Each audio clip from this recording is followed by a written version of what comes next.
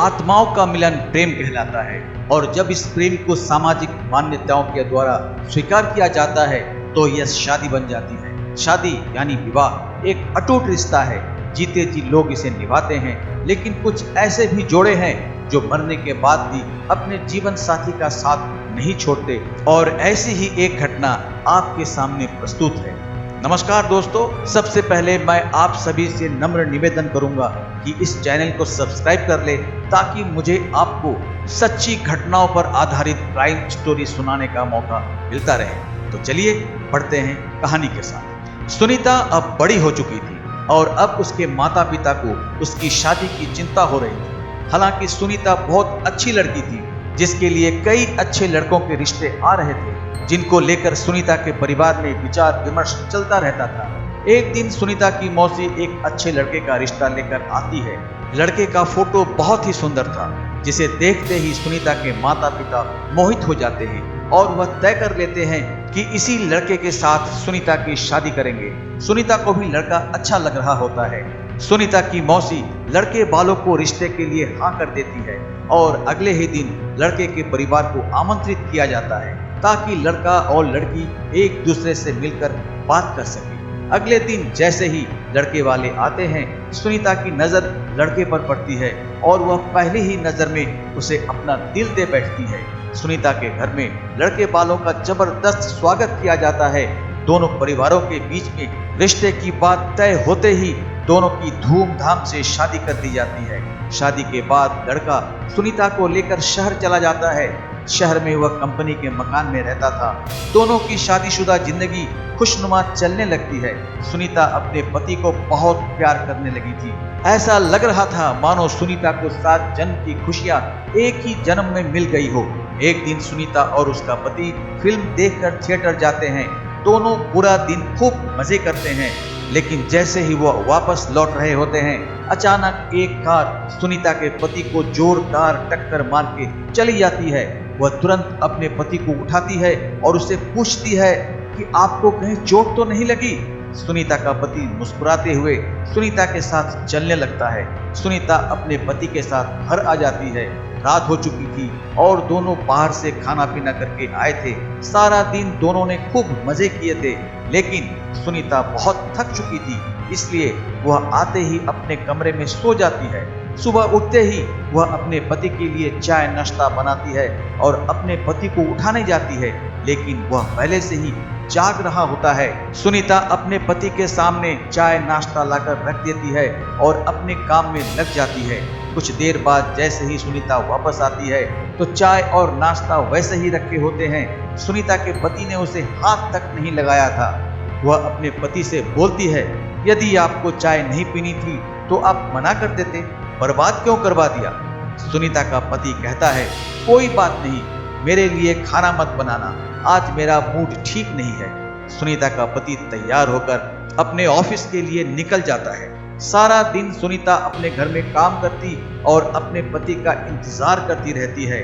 2 दिन गुजरते ही सुनीता के घर के दरवाजे पर कोई आवाज लगाता है। सुनीता दरवाजा खोलती है। सामने उसी कंपनी का चौकीदार खड़ा होता है जिसमें सुनीता का पति काम करता होता है। चौकीदार सुनीता से पूछता है, मैडम 2 दिनों से सर ऑफिस नहीं आए हैं, उनकी तबीयत तो ठीक है ना?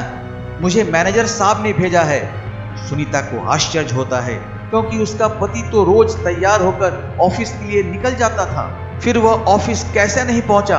चौकीदार के जाते ही सुनीता अपने पति के घर लौटने का इंतजार करने लगती है। शाम को सुनीता का पति घर आता है। वह उनसे पूछती है, आप ऑफिस के बहाने से कहाँ जाते हैं? सुनीता का पति उसे यहाँ वहाँ की बातों में घुमाकर अपने कमरे में चला जाता है। अगली सुबह सुनीता अपने घर के दरवाजे पर दूध ले रही होती है। तभी चौकीदार फिर से आ जाता है और कहता है, क्या साहब अभी तक नहीं आए? सुनीता कहती है, वह तो अंदर बैठे हैं, जाओ मिल लो। चौकीदार घर के अंदर पहुंच जाता है। वह चारों तरफ देखता है, उसे कुछ नजर नहीं आता। पीछे से सुनीता दूध लेकर आ जाती है।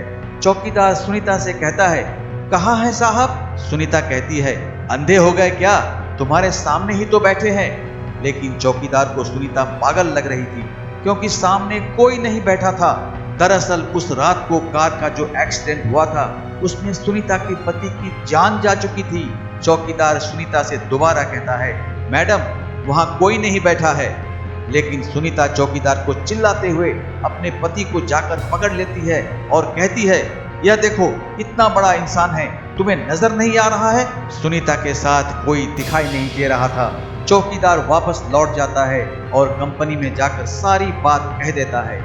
जब कई दिनों तक सुनीता का पति काम पर नहीं आता तो कंपनी की तरफ से दिया हुआ कमरा खाली करने के लिए नोटिस भेजा जाता है।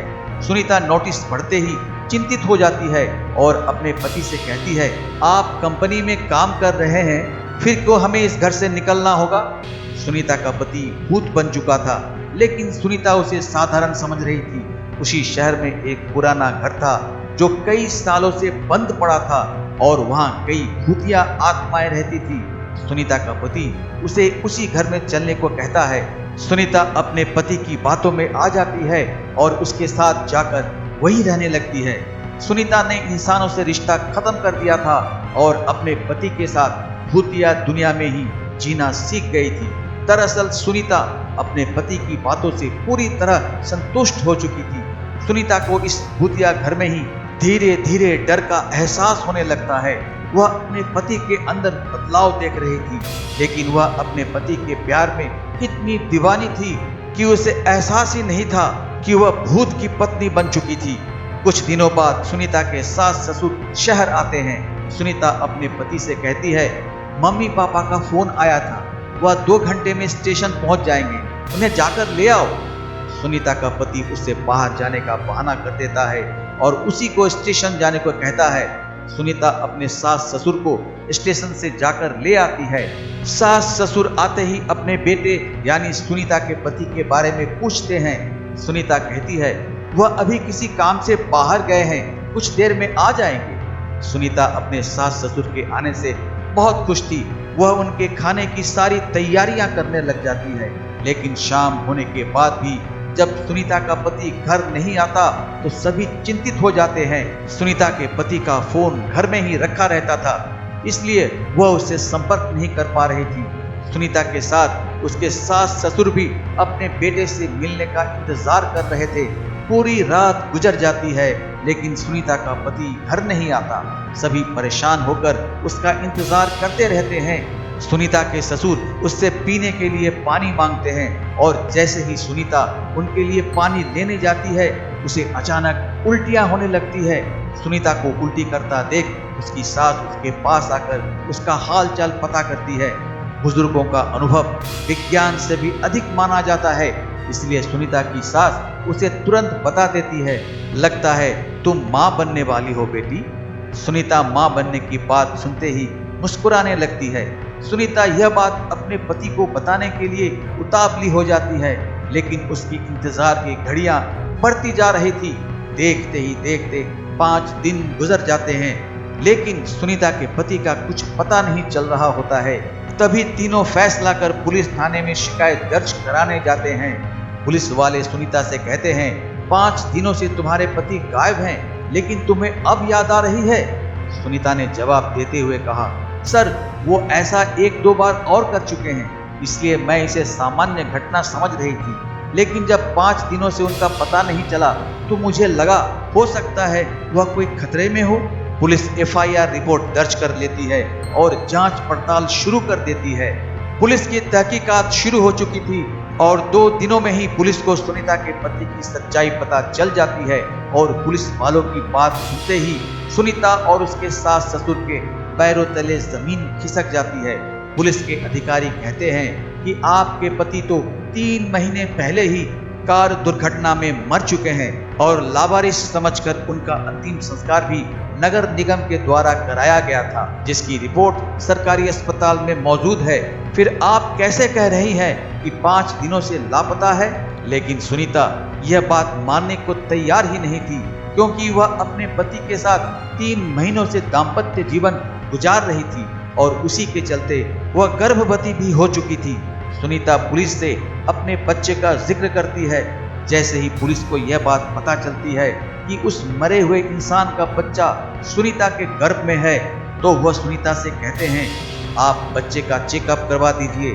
उनके डीएनए रिकॉर्ड से हमें पता चल जाएगा कि वह बच्चा आपके पति का है और उनके मरने के बाद यह आपके गर्भ में आया है।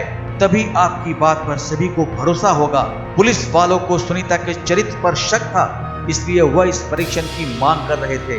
सुनीता को सरकारी अस्पताल लाया जाता है और वहां बच्चे का परीक्षण किया जाता है और जैसे ही डॉक्टरों के पास बच्चे की रिपोर्ट आती है तो उनके पसीने छूट जाते हैं, क्योंकि बच्चा साधारण नहीं था।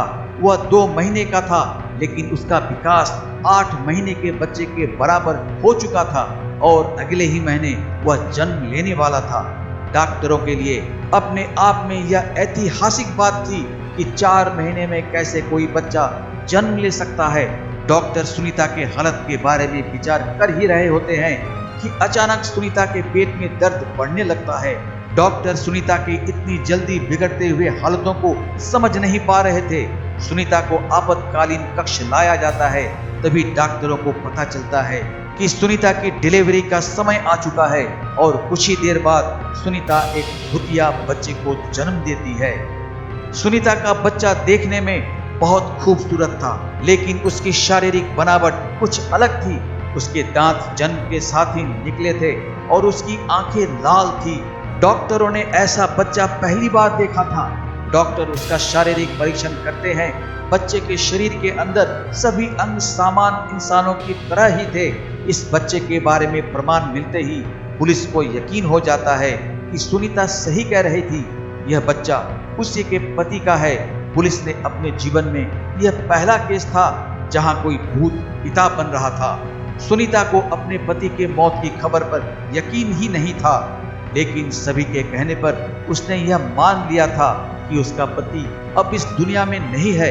इसलिए वह अपने बच्चे और सास ससुर के साथ अपने गांव वापस लौट जाती है और अपने भूतिया बच्चे के साथ अपने पति की याद में जीवन बिताने लगती है। और इसी के साथ यह अजीब कहानी समाप्त होती है। तो दोस्तों, आप लोगों को ये भूतिया कहानी कैसी लगी कमेंट करके जरूर बताना। तो मिलते हैं अगली वीडियो में एक और सच्ची घटनाओं पर आधारित क्राइम स्टोरी के साथ। तब तक नमस्कार।